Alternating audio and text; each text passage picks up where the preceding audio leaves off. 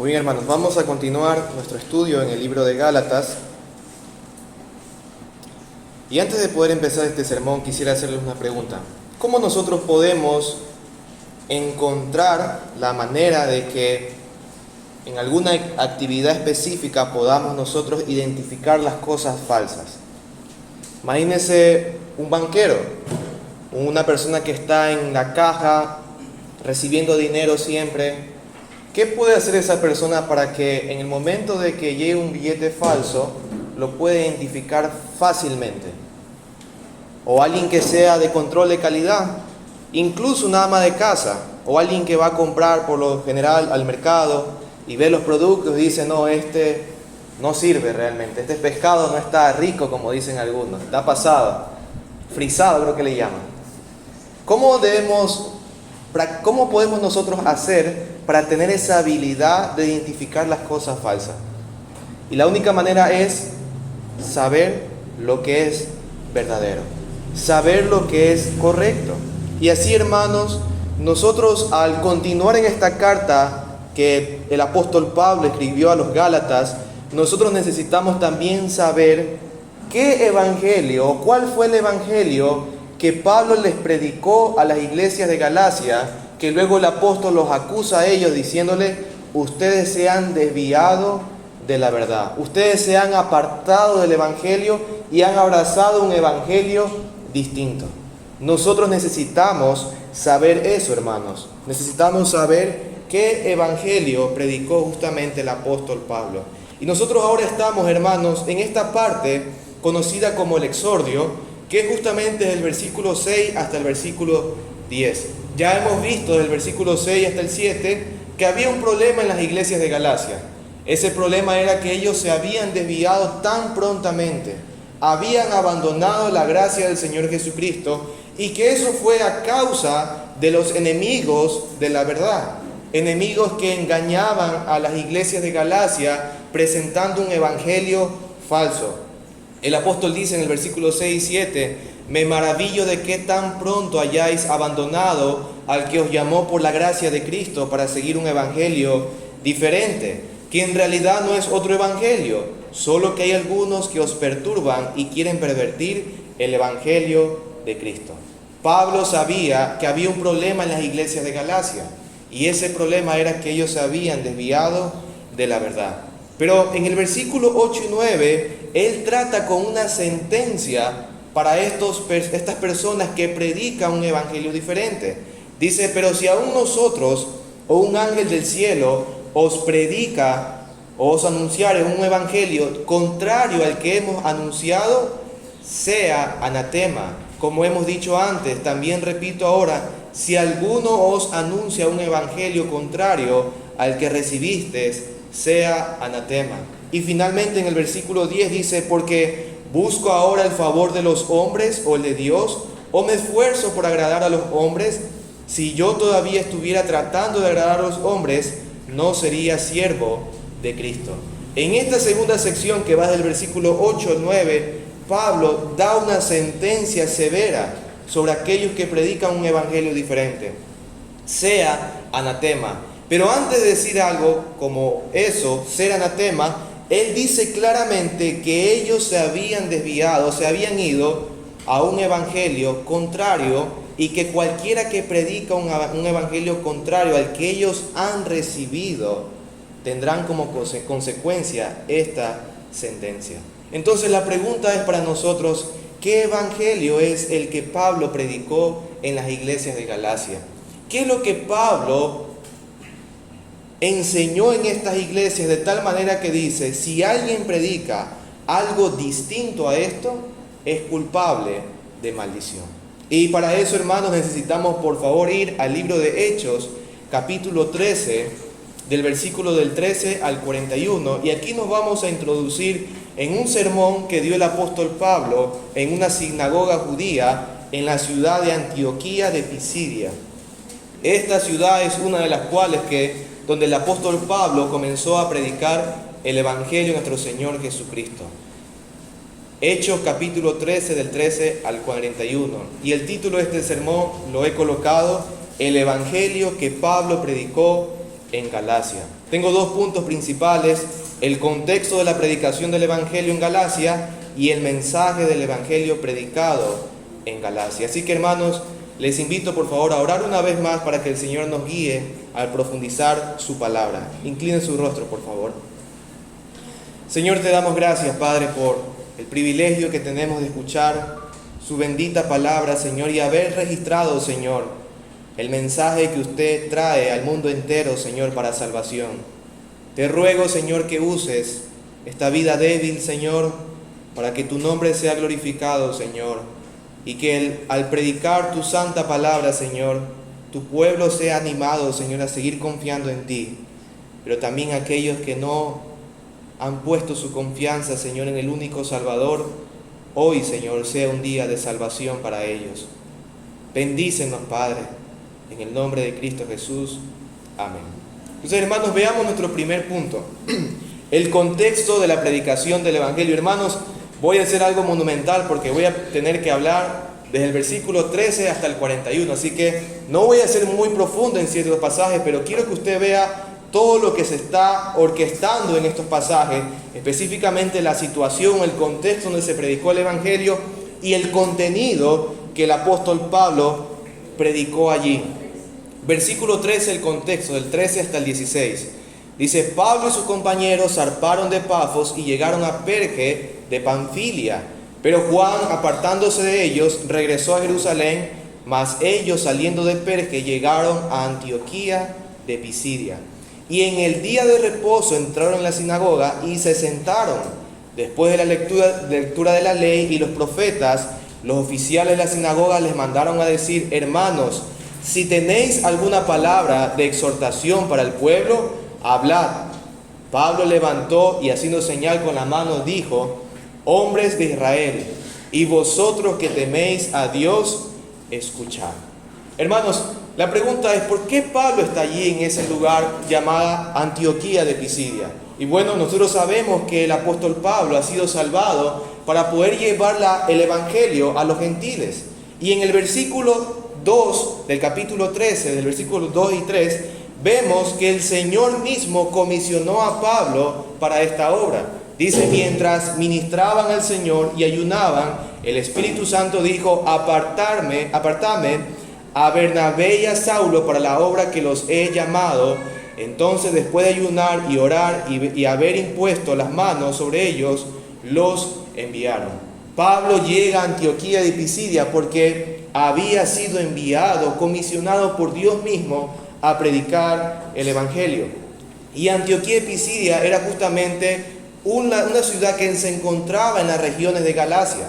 Pablo, en su viaje misionero, pasó por algunas ciudades de la provincia de Galacia. Principalmente registradas en el libro de Hechos se encuentra Antioquía de Pisidia, Iconia, Listra y Derbe. Pero el sermón que Pablo da y que queda registrado en la Escritura es justamente el que se encuentra en Antioquía de Pisidia. Pablo tenía la costumbre de visitar estas ciudades y tenía la costumbre de hacerlo porque habían creyentes en esas ciudades. Él había predicado la palabra y muchos se habían convertido. En su primer viaje misionero, él tanto de ida como de vuelta pasó por estas 4 ciudades. Note lo que dice el capítulo 14 del libro de Hechos, 14, versículos 5 y 7. Dice: y cuando los gentiles y los judíos con sus gobernantes prepararon un atentado para maltratarlos y apedrearlos, los apóstoles se dieron cuenta de ello y huyeron a las ciudades de Licaonia, Listra, Derbe y sus alrededores. Allí continuaron anunciando el Evangelio. Estas son ciudades de Galacia, Listra y Derbe también. Versículo 21 del capítulo 14. Y después de anunciar el Evangelio a aquella ciudad, Derbe, y de hacer muchos discípulos, volvieron a Listra, a Iconia y a Antioquía. Ya estaba de regreso de su primer viaje misionero. Entonces, hay ciudades allí a las cuales el apóstol Pablo le había predicado el Evangelio. Y en su primer viaje misionero vemos que eran Antioquía de Pisidia, Iconia, Listra y Derbe. Pero él no solamente visitó en su primer viaje misionero estas ciudades, sino también en su segundo y en su tercer viaje. Por ejemplo, en su segundo viaje, queda registrado en Hechos, capítulo 16, del 1 al 5, y lo podemos ver. Vamos por favor a Hechos, capítulo 16, específicamente el versículo 6, que da un resumen de esa visita. Dice: pasaron por la región de Frigia y Galacia, habiendo sido impedidos por el Espíritu Santo de hablar la palabra en Asia. En su segundo viaje misionero, Pablo nuevamente pasa por estas ciudades. Pablo amaba a estos hermanos de Galacia. Y en su tercer viaje misionero también Pablo visita estas regiones. Hechos 18 del 22 al 23 dice: al desembocar en Cesarea, subió a Jerusalén para saludar a la iglesia y luego descendió a Antioquía, nuevamente allí, una ciudad de Galacia. Y después de pasar allí algún tiempo, salió recorriendo por orden la región de Galacia y de Frigia, fortaleciendo a todos los discípulos. Pablo predicaba en estas ciudades y posiblemente ya en su segundo y tercer viaje misionero ya había escrito la carta a los Gálatas. Pero lo que se ve aquí es que claramente Pablo predicaba en estas ciudades, se esforzaba en afirmar estas verdades en estas ciudades y lo hacía porque amaba al Señor y amaba a sus discípulos. Pero la pregunta es, hermanos, al leer Hechos capítulo 13, cuando Pablo llegaba a estas ciudades, ¿dónde enseñaba? ¿Dónde Pablo enseñaba el Evangelio? Y la Biblia dice claramente que él enseñaba en las sinagogas. Miren lo que dice Hechos capítulo 13, versículo 14. Vamos a hacer un recorrido un poco rápido también por el libro de Hechos. Hechos capítulo 13, versículo 14, dice: llegaron a Antioquía de Pisidia y en el día de reposo entraron a la sinagoga y se sentaron. Hechos capítulo 14, versículo 1 dice: aconteció que en Iconia, una ciudad de Galacia, entraron juntos en la sinagoga de los judíos y hablaron de tal manera que creyó una gran multitud, tanto de judíos como de griegos. Hechos capítulo 17, versículo 10, dice: enseguida los hermanos enviaron de noche a Pablo y a Silas a Berea, los cuales al llegar fueron a la sinagoga de los judíos. Hechos 18, 4. Dice: y discutía en la sinagoga todos los días de reposo y trataba de persuadir a judíos y a griegos. Y Hechos capítulo 18, versículo 8 dice: y Crispo, el oficial de la sinagoga, creyó en el Señor con toda su casa, y muchos de los corintios al oír creían y eran bautizados. ¿Dónde Pablo predicaba cuando llegaba a las ciudades de las regiones de los gentiles? Llegaba justamente a las sinagogas. En estas sinagogas, hermanos, era un lugar de reunión, era una asamblea que los judíos habían instituido. Algunos dicen que estas sinagogas se levantaron justamente en el exilio que el pueblo judío llegó cuando estuvo en Babilonia. No tenían templo, así que comenzaron a reunirse. Otros dicen que fue antes de que se instituyeron justamente en el primer siglo. No tenemos una fecha específica, pero lo que sí sabemos es que en estos lugares se reunían los judíos para estudiar la ley de Moisés y los profetas. Pero también hay algo muy importante. Pablo, ¿dónde está predicando? Está predicando lejos de Palestina, lejos de Jerusalén. Está predicando al mundo gentil. Y en el mundo gentil, ¿qué encuentra? Sinagogas. Hay judíos y también hay gentiles. Pablo encuentra justamente en estos lugares de reunión donde escuchaban la palabra del Señor hombres temerosos del Señor, considerados los gentiles, y judíos también. Y hay algo que tomar aquí, hermanos, de muy importante. El hecho de que Pablo estaba predicando en las sinagogas no está diciendo a la iglesia que los hombres tienen que asistir a las sinagogas, ni tampoco está diciendo que el día sábado es el día en que el hombre tiene que reunirse. Lo que la Biblia está enseñando aquí es que Pablo predicaba en las sinagogas, y que es algo muy distinto, predicaba el Evangelio para que tanto judíos y gentiles lleguen al conocimiento de la verdad. Entonces, Pablo en estos lugares aprovechaba los espacios de reunión para que él pueda predicar el Evangelio de Cristo Jesús, tanto a judíos como a gentiles. Y esto ya nos deja una aplicación sencilla, hermanos. Cualquiera que quiera introducir en la iglesia religiones o liturgias judías, debemos entender algo. Tanto judíos como gentiles necesitaban el Evangelio. Porque si los judíos no necesitaban el Evangelio, Pablo ni Pedro hubieran predicado a los judíos. Pero vemos esta realidad que Pablo le predicaba en las sinagogas a estos hombres para que realmente creyeran. Y como dice la Escritura en Hechos 18:8, Crispo, un oficial de la sinagoga, alguien que era principal en estos lugares de reunión, entendió el Evangelio, creyó en el Evangelio y fue salvo. Pero nuevamente la pregunta, ¿qué contenía este Evangelio, hermanos? ¿Qué es lo que realmente contenía el Evangelio que Pablo predicaba? Y nosotros debemos recordar algo, hermanos. Pablo predicaba lo que aprendió de Cristo Jesús. Pablo aprendió lo que su maestro le había enseñado. ¿Y qué es lo que dijo nuestro Señor Jesucristo? En Lucas capítulo 24, del 46 al 47 dice: así está escrito, que el Cristo padeciera y resucitara de entre los muertos al tercer día, y que en su nombre se predicara el arrepentimiento para el perdón de los pecados, a todas las naciones, comenzando desde Jerusalén. Pablo en estos lugares comenzó a predicar lo que aprendió de su maestro. Cristo predicaba el padecimiento de su vida, su resurrección y el arrepentimiento y fe para el perdón de pecados. Y eso es lo que Pablo dice en 1 Corintios 15, del 3 al 4 y el versículo 11. Porque yo os entregué en primer lugar lo mismo que recibí, que Cristo murió por nuestros pecados, conforme a las Escrituras, que fue sepultado y que resucitó al tercer día, conforme a las Escrituras. Versículo 11. Así predicamos y así creíste.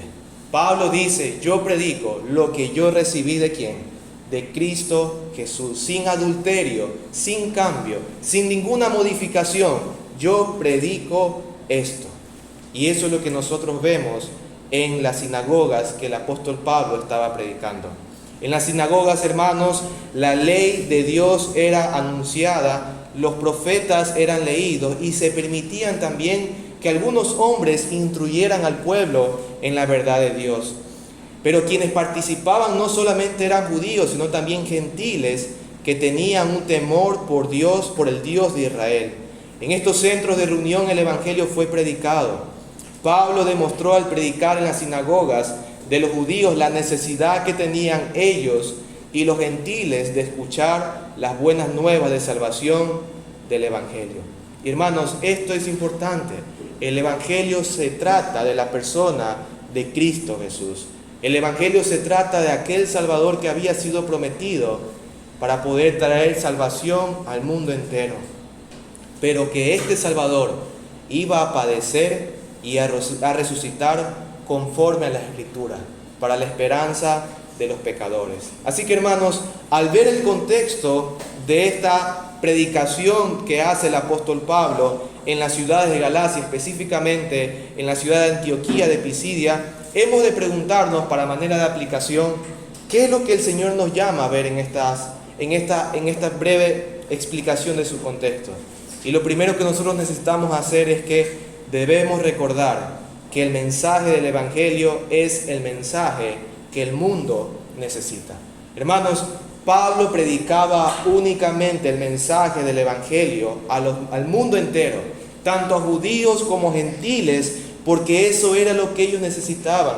Eso es lo que tú necesitas escuchar. Eso es lo que tú necesitas prestar atención en este momento para tu propia alma, porque el Evangelio es lo que nosotros necesitamos para nuestra salvación. También, hermanos, debemos aprender de los apóstoles la astucia que tenían para compartir el mensaje del Evangelio. Así como nuestro Señor tuvo que descender de los cielos, hacerse hombre, humillarse para traer salvación a los hombres, los apóstoles también se esforzaron mucho por llevar el mensaje del Evangelio.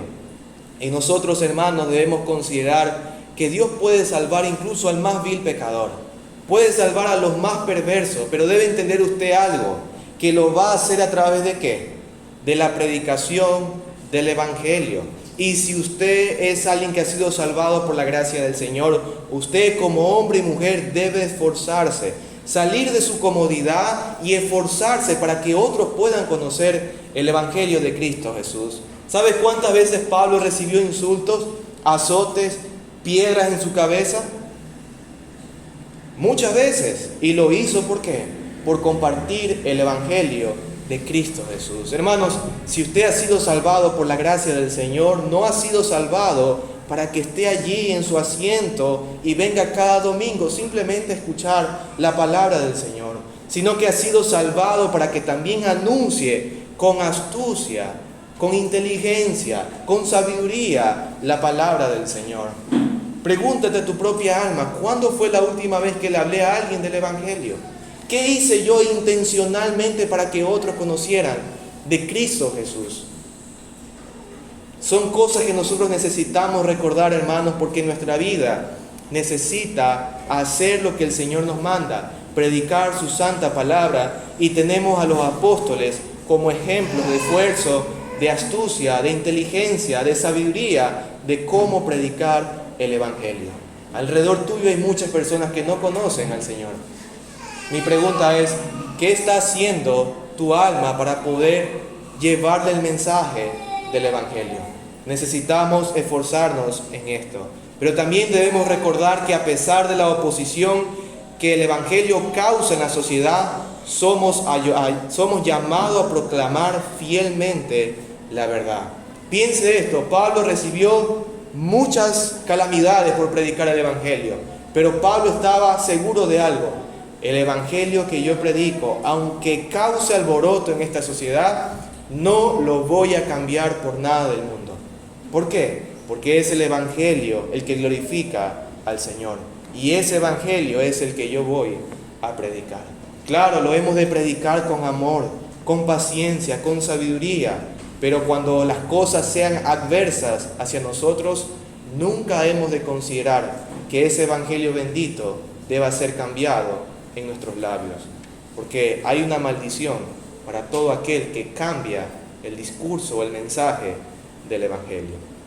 Así que, hermanos, habiendo visto el contexto de la predicación del Evangelio en Galacia, ahora introduzcámonos en nuestro segundo punto, el mensaje del Evangelio predicado en Galacia. Usted puede ver en la pantalla que hay 5 puntos a manera de una idea concreta, un resumen de lo que vemos aquí desde el versículo 17 hasta el versículo 41. Y yo quiero ahora comenzar con mi primer punto de esta segunda sección. Dios preparó la venida del Salvador. Y leamos por favor Hechos capítulo 13 del 17 al 21. Ahora sí nos vamos a introducir específicamente a lo que Pablo habló en las iglesias de Galacia. Hechos capítulo 13 del 17 al 21. Dice el apóstol: el Dios de este pueblo de Israel escogió a nuestros padres y engrandeció al pueblo durante su estancia en la tierra de Egipto, y con brazos levantados los sacó de ella, y por un periodo como de 40 años los soportó en el desierto. Versículo 19. Después de destruir 7 naciones en la tierra de Canaán, repartió sus tierras en herencia. Todo esto duró como 450 años. Y después de esto les dio jueces hasta el profeta Samuel. Entonces ellos pidieron un rey y Dios les dio a Saúl, hijo de Cis, varón de la tribu de Benjamín, durante 40 años. ¿Qué es lo que el apóstol Pablo le trae a estos judíos y temerosos del Señor que estaban en las sinagogas? Un recuerdo de lo que Dios había hecho con ellos. Él le estaba mostrando cómo Dios preparó la venida del Salvador a pesar del pueblo de Israel. Lo primero que él dice es que Dios escogió al pueblo de Israel. Y la Biblia dice claramente que escogió lo más vil de este mundo, que este pueblo no era gran cosa, sino que por su amor y su misericordia y por el pacto que hizo a sus padres, Dios escogió a este pueblo de Israel. También dice que el Señor engrandeció a ellos cuando eran esclavos. ¿Saben cuántas personas entraron a Egipto cuando el pueblo de Israel no era nada? ¿Saben cuántas personas? 70 almas fueron las que entraron a Egipto. Y la Biblia dice que fueron muchos los que salieron. Algunos dicen que posiblemente sean de 2 a 4 millones de personas que salieron de Egipto. Dios engrandeció a este pueblo en medio de la esclavitud. Pero hay algo más que dice el apóstol, que Dios soportó en sus pecados, a sus pecados en el desierto. La Biblia dice que Dios fue paciente y misericordioso. Dios iba a destruir este pueblo, pero Moisés intercedía. Dios iba a traer una calamidad sobre este pueblo y Moisés otra vez intercedía. Dios soportó a este pueblo en el desierto a pesar de sus pecados, pero también Dios le concedió entrar a la tierra prometida a pesar de su desobediencia. ¿Y qué más hizo el Señor? Este pueblo no hizo lo que el Señor le mandó a hacer en conquistar toda la tierra. Y lo que ocurrió es que este pueblo fue sometido a otras naciones. Y el Señor, a pesar del pecado de ellos, trajo jueces para liberarlos de los enemigos que ellos habían tenido por causa de su pecado. Y finalmente, este pueblo, en esta sección dice que este pueblo decidió tener un rey y tuvo un rey llamado Saúl. Pero al decidir tomar un rey, lo que realmente ellos estaban haciendo era despreciar al único rey de reyes, a nuestro propio Dios. Mire lo que dice 1 Samuel capítulo 8, versículo del 4 al 8. 1 Samuel 8, del 4 al 8 dice: Entonces se reunieron todos los ancianos de Israel y fueron a Samuel en Ramá y le dijeron: Mira, has envejecido y tus hijos no andan en tus caminos. Ahora pues, danos un rey para que nos juzgue, como todas las naciones. Pero fue desagradable a los ojos de Samuel que dijeran: danos un rey que nos juzgue. Y Samuel oró al Señor, y el Señor dijo a Samuel, escucha estas palabras, versículo 7, escucha la voz del pueblo en cuanto a todo lo que te digan, pues no te han desechado a ti, sino que me han desechado a mí, para que no sea rey sobre ellos. El Señor dice: ustedes, este pueblo que siempre ha pecado contra mí, a pesar que yo los hice grandes, a pesar que yo les traje bendiciones, este pueblo siempre ha pecado contra mí. Y al momento de que ellos decidieron escoger un rey, no te rechazaron a ti, Samuel, sino que me rechazaron ¿a quién? A mí. Ellos decidieron rechazar al Señor y tomar por rey a un hombre. Dios preparó, hermanos, en medio de este pueblo, la venida del Salvador. Escogió un pueblo, hermanos, que lo engrandeció. Un pueblo que a pesar de sus pecados, Dios los soportó en el desierto.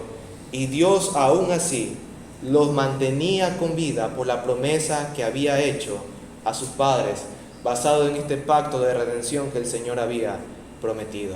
Hermanos, el Señor vino no por Israel, sino que vino porque Él había preparado la venida de su Hijo.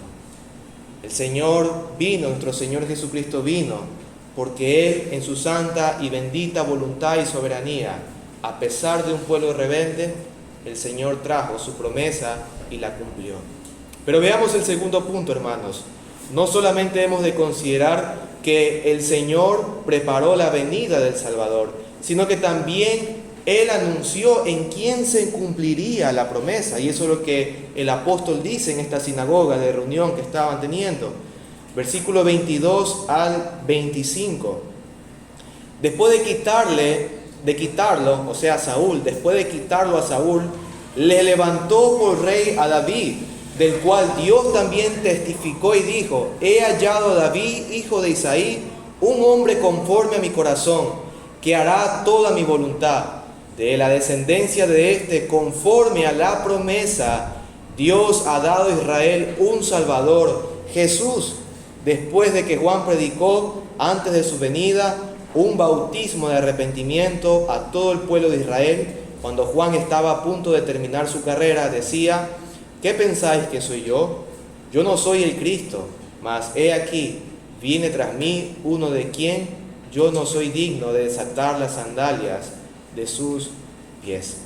Después de ser rechazado Saúl por su desobediencia, de no haber hecho lo que Dios le mandó, el pueblo de Israel se quedó sin rey. El pueblo de Israel, a quien había levantado un rey para ellos, notó claramente que este rey había defraudado a Dios y había defraudado a la nación. Pero el Señor levantó en medio de ese pueblo a David, un hombre conforme al corazón de Dios, que se esforzó constantemente en hacer la voluntad de Dios, a pesar de su pecado. Se esforzó en poder obedecer al Señor. Y es justamente de la descendencia del rey David que Dios trajo al Salvador. El Salmo 32:11 dice: el Señor ha jurado a David una verdad de la cual no se retractará. De tu descendencia pondré sobre tu trono. El Señor le había prometido a David y a la nación de Israel que de la descendencia de David iba a venir ¿quién? El Salvador. En palabras de John Gill, dice lo siguiente: la primera promesa de un Salvador fue hecha a nuestros primeros padres, Adán y Eva, como lo vimos en la mañana, de la simiente de la mujer, bajo el carácter de la simiente de la mujer. Luego fue prometido a Abraham que él debe ser de su simiente, luego a Judá para que fuera de su tribu, y después de eso a David para que sea de su familia. Y todo esto se ha cumplido en Jesús, el verdadero Mesías, a quien a veces se le llama David o el hijo de David. Así que, hermanos, cuando Juan el Bautista sabe que el Salvador va a venir, él sabe que no es simplemente cualquier persona. Él sabe que es Dios y hombre, sabe que es el Salvador, el Mesías prometido. Y él dice: yo ni siquiera soy digno de desatar la correa de sus zapatos. No soy digno yo de estar debajo de sus pies. No soy digno, porque él sabía quién era el que había de venir. Hermanos, en esta nación es de donde el rey David nace, en Israel. Fue levantado y de sus lomos vino el Salvador, el que cumpliría la promesa. Y por eso Juan el Bautista testificó de él, anunciando de que él realmente era el digno de recibir toda la gloria. Y note que el pueblo judío sabía eso. El pueblo judío, cuando Cristo entró en su entrada triunfal, el pueblo decía: Hosana al Hijo de David, bendito el que viene en el nombre del Señor, Hosana en las alturas. Ellos sabían que era Jesucristo el Mesías. Pero hay algo muy importante cuando el Evangelio es predicado, y es que justamente este Salvador tenía que padecer. Mi tercer punto dice: padecería hasta la muerte. Versículos 26 y 29 de Hechos capítulo 13. Dice: hermanos, hijos del linaje de Abraham, y los que entre vosotros teméis a Dios, a nosotros nos es enviada la palabra de esta salvación, pues los que habitan en Jerusalén y sus gobernantes, sin reconocerle a él ni las palabras de los profetas que se leen todos los días de reposo, cumplieron estas escrituras, condenándole, y aunque no hallaron causa para darle muerte, pidieron a Pilato que le hicieran matar.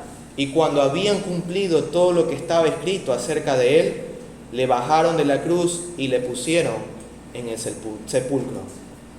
Dios cumplió, hermanos, esta promesa de enviar el Salvador, el hijo de Abraham, de quien los judíos tenían a él como padre.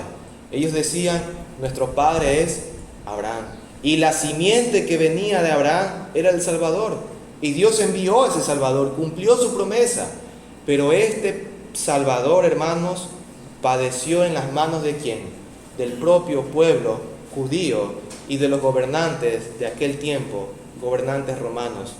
Ellos, hermanos, aunque hicieron mal, aunque castigaban a Cristo, el apóstol dice: mientras ellos castigaban al Señor, ellos estaban cumpliendo al pie de la letra lo que se había profetizado de Cristo Jesús.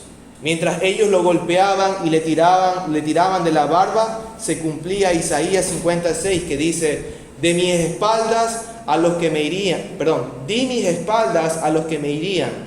y mis mejillas a los que me arrancaban la barba. No escondí mi rostro de injurias y esputos. Aquí vemos claramente que el Señor cumplió esa promesa. Mientras el pueblo judío arrancaba su barba, le escupía, le insultaba, Isaías 56 decía, esto es lo que se está cumpliendo perfectamente.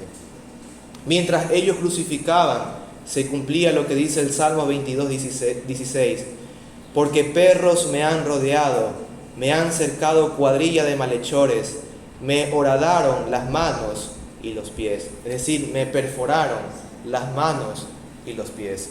Mientras los soldados romanos golpeaban sus manos para atravesar los clavos en la cruz, se estaba cumpliendo a cabalidad lo que el Salmo 22:16 decía. Por eso el apóstol Pablo dice que ellos, aunque no lo sabían, estaban cumpliendo lo que se estaba profetizando ¿de quién? Del Mesías. Así cumplieron a cabalidad con todos los padecimientos que fueron profetizados sobre Cristo. Pero también Él mismo recibió en la cruz la maldición para poder traernos la justicia que nosotros necesitábamos. Su dignidad debió llevar al pueblo de Israel a honrarlo. Como Juan el Bautista decía, no soy digno de desatar la correa de su sandalia.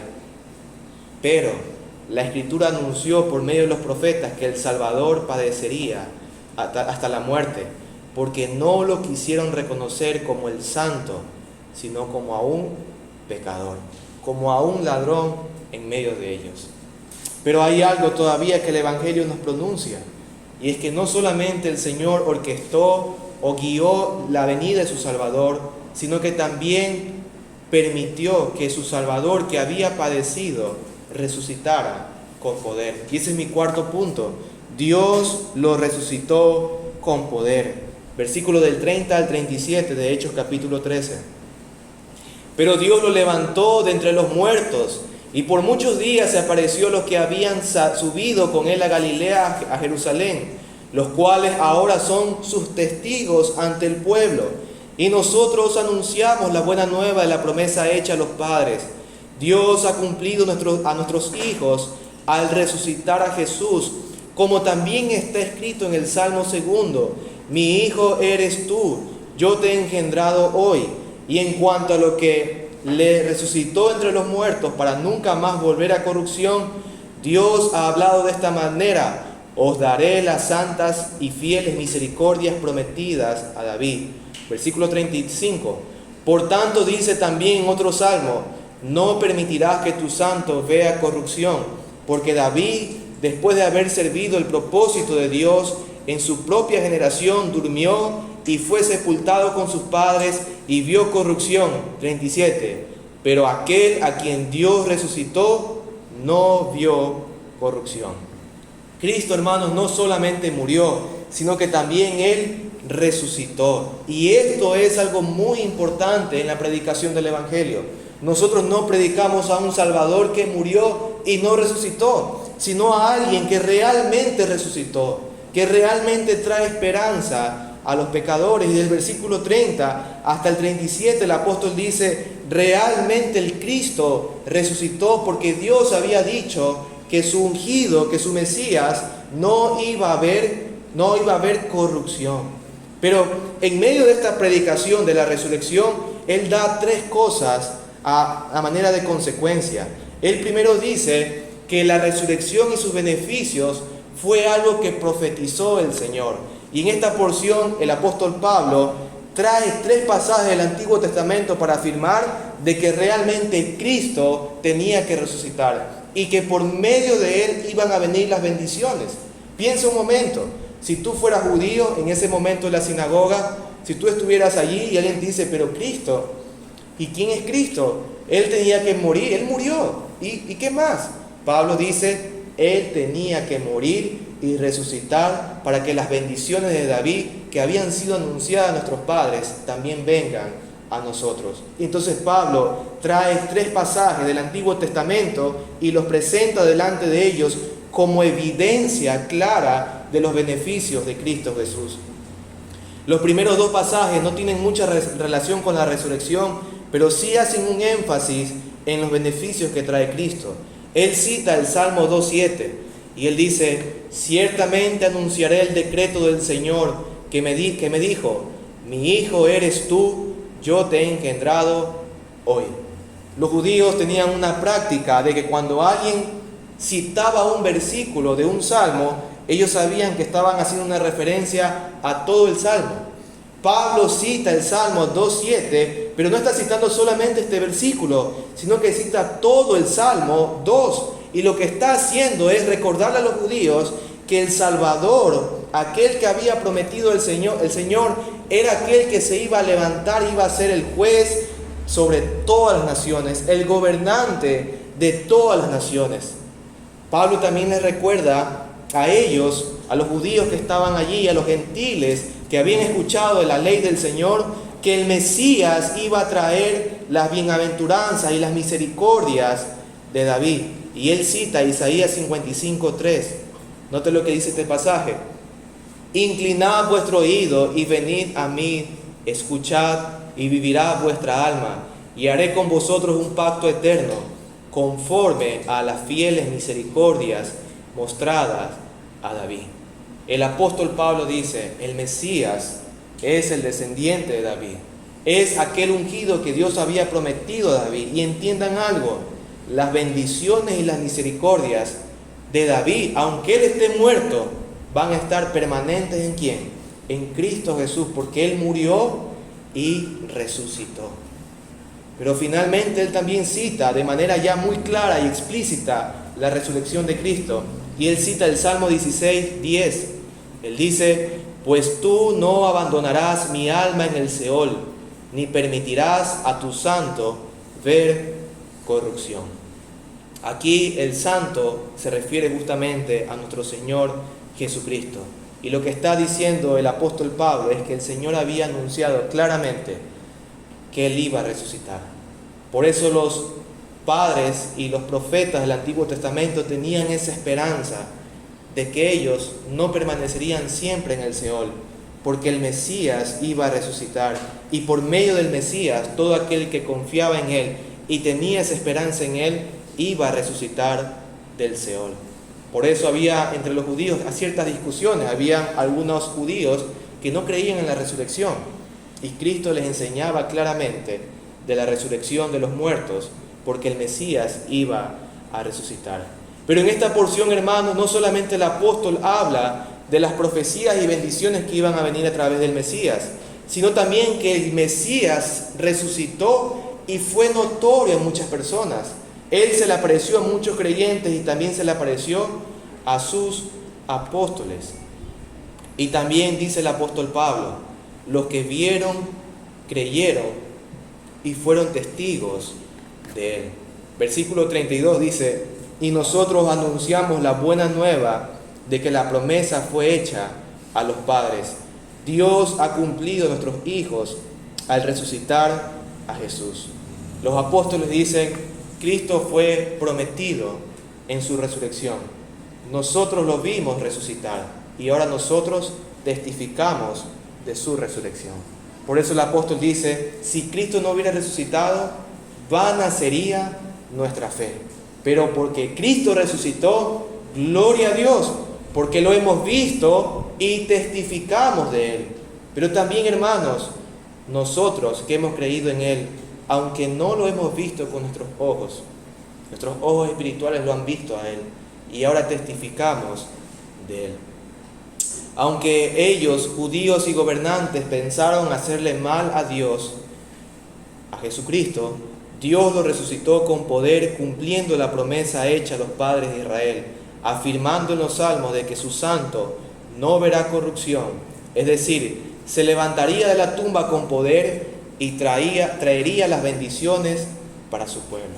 Pero finalmente, hermanos, concluyendo el discurso de Pablo, Pablo exhorta a los judíos y temerosos de Dios que estaban en la sinagoga de Antioquía de Pisidia, y los exhorta con dos cosas. Mire lo que dice el versículo 38 al 41. Por tanto, hermanos, sabed que por medio de Él os he anunciado el perdón de los pecados, y que de todas las cosas de que no pudiste recibir o ser justificados por la ley de Moisés, por medio de Él todo aquel que cree es justificado. Segunda parte, versículo 40. Tened pues cuidado de que no venga sobre vosotros aquello de lo que había hablado el profeta. Mirad, burladores, maravillaos y pereced, porque yo hago una obra en vuestros días, una obra que nunca creeríais, aunque algunos os la describieran.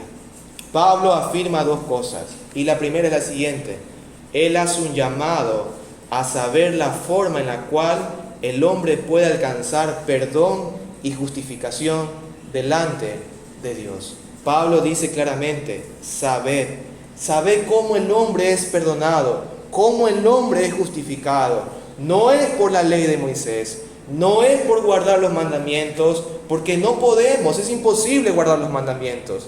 La única forma de ser justificado, de ser salvados por el Señor, es justamente confiando en Él, colocando nuestra esperanza en Él. Imagínense, hermanos, en ese momento judíos allí, que siempre se esforzaban por guardar la ley, escuchar esto era un golpe para su alma, para su orgullo, para su conciencia, pero también era un golpe de esperanza para ellos, porque ellos no tenían esperanza guardando la ley de Moisés, sino que la única esperanza estaba en guardar o en obedecer lo que el Señor había dicho, confiar en el Cristo y arrepentirse de sus pecados. Pero el apóstol Pablo también hace una sentencia allí muy firme, y él dice algo como esto: tengan cuidado de despreciar a Cristo Jesús. Tengan cuidado de despreciar a Jesucristo.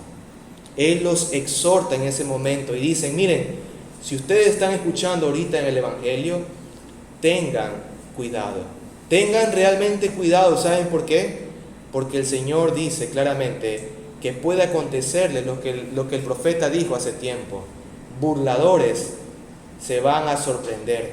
El apóstol citó Malaquías justamente, donde el Señor demostró que este pueblo fue llevado en cautividad a Babilonia por causa de su desobediencia. Y eso es lo que Pablo está diciendo: miren, si ese pueblo, por despreciar al Señor, fue llevado a Babilonia, tengan cuidado de que cuando el Evangelio es predicado, ten cuidado en tu alma de no rechazarlo. ¿Por qué? Porque Dios va a traer un juicio a todo aquel que rechaza el Evangelio de Cristo Jesús. Todo aquel que realmente desprecia el Evangelio tendrá como consecuencia una condenación eterna. Permíteme resumirte el sermón de Antioquía, y es básicamente lo que usted ve en los puntos. Dios preparó la venida del Salvador, escogiendo a un pueblo a quien engrandeció y a pesar de sus pecados lo soportó por causa de la promesa hecha basada en el pacto de redención. De esta nación es de donde el rey David fue levantado, y de sus lomos vino el Salvador, en quien se cumpliría la promesa. De Jesucristo es quien Juan el Bautista testificó antes de sus padecimientos, anunciando cuán digno era el Salvador. Su dignidad debió llevar al pueblo de Israel a honrarlo, pero la Escritura anunció por medio de los profetas que el Salvador padecería hasta la muerte, porque no lo quisieron reconocer como el santo, sino como un pecador. Pero aunque ellos pensaron hacerle mal, Dios lo resucitó con poder, cumpliendo la promesa hecha a los padres de Israel, afirmando en los salmos de que su santo no verá corrupción, es decir, se levantaría de la tumba con poder y traería las bendiciones para su pueblo. Por lo tanto, este evangelio es anunciado para el perdón de pecados a todo aquel que cree, pero juicio para todo aquel que lo rechaza. Hermanos, al ver este sermón que Pablo predicó, hemos de preguntarnos cuáles son las implicaciones para nuestra vida. ¿Qué somos llamados al escuchar un sermón como el que Pablo predicó? Y lo primero es que debemos recordar que la salvación es del Señor y no de los hombres. El evangelio que predicamos está respaldado por el compromiso de Dios de salvar a los perdidos a pesar de ellos. Si nuestra salvación hubiera dependido del pueblo de Israel, nunca hubiéramos alcanzado salvación. Y esto es para cualquier nación. Si nosotros hubiéramos dependido de alguna nación, de nuestra propia obra, nunca hubiéramos alcanzado salvación. Pero gloria a Dios que a pesar de tanto pecado, quiso Dios sobreabundar en gracia para con los pecadores. Este evangelio que predicamos es el evangelio de la misericordia, el evangelio que obra para bien a pesar de que nuestros planes apuntan para mal. Aunque no hemos visto con nuestros ojos físicos nuestro Salvador, sí lo hemos visto con nuestros ojos espirituales, porque ha sido precioso para nosotros. Cuando antes vivíamos sin Él, lo odiábamos. No queríamos saber nada de Él. Despreciábamos su palabra. Nos molestaba que nos hablen de Él. Y nos escondíamos para no escuchar nada de Él. Pero ahora, por la gracia que se nos ha concedido, nuestros ojos espirituales lo han visto. Y nuestra alma ha experimentado lo que implica creer en Cristo. Ha experimentado el amor del Padre, el perdón de pecados y la esperanza que es necesaria para guardar su segunda venida. Hermanos, pero también debemos confiar en las promesas del Evangelio que garantizan nuestra seguridad en Dios. Cuando fuimos alcanzados por el Señor, nuestros ojos fueron abiertos y pudimos ver cómo, a pesar de nuestra maldad, el Señor obró en medio de nosotros para salvación. Los que han sido salvos por la gracia reconocen que si fueran por ellos, vivirían lejos del Señor. Pero damos gracias que su promesa incluye nuestra seguridad de salvación en Cristo, no por nosotros, sino porque Él lo ha prometido. Cuando nosotros pecamos, hermanos, salen a la luz nuestra conciencia y nos recuerda que realmente el Señor nos puede perdonar y el Señor nos soporta pacientemente y nos llama a la corrección y a la senda de paz. Pero hermanos, también debemos confiar que realmente Dios puede perdonar nuestros pecados por medio de Cristo. Dios ha dado lo más precioso, ha dado a su Hijo, aquel que lo prometió en el huerto del Edén. El Evangelio implica esto, que el Hijo de Dios fue enviado por el Padre, cumpliendo la promesa de restauración de un mundo caído por el pecado. A este Jesucristo es quien el Padre dijo: este es mi Hijo amado, es decir, aquel que hace siempre la voluntad del Señor. Y somos guardados no por la ley, sino por Cristo. Y si tú crees que Dios no es poderoso para salvarte, recuerda esto: el Señor soportó a una nación entera para poder enviar a su Salvador, para poder enviar a su Hijo. El Señor es poderoso para poder salvar aún al más vil pecador que se encuentra aquí. Pero también, para aquellos que no han creído, deben advertirle a su propia alma lo terrible que sería rechazar la tremenda oferta de perdón de pecados que el Señor nos da. El Evangelio no solo te invita a probar el perdón de pecados, sino que también te advierte de rechazar a Cristo Jesús. Te advierte del precio que vas a tener que pagar si lo rechazas. Nadie podría rechazar, hermanos, algo que realmente traiga bendición a tu vida.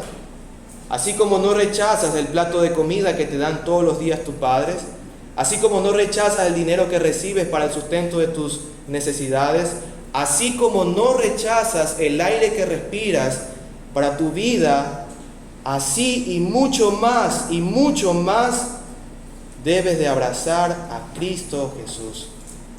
Qué terrible sería rechazar al Señor que ha sido dado para nuestra salvación.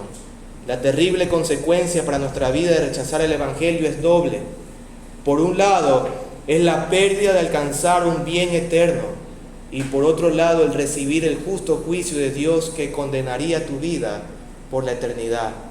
Así que, querido amigo, hay una advertencia que Dios hace aquí, y es una advertencia que tú tienes que hacerte a tu propia alma, porque si la rechazas realmente serás condenado.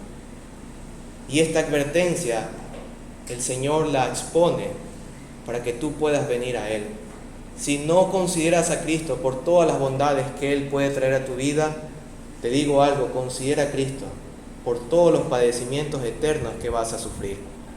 Por ambos lados, Cristo es el único centro a donde nosotros hemos de ir. Y tu alma necesita hacer eso. Deja de dormir en tus propias cosas, en tus propios pecados, y ven al Señor. Oremos, por favor.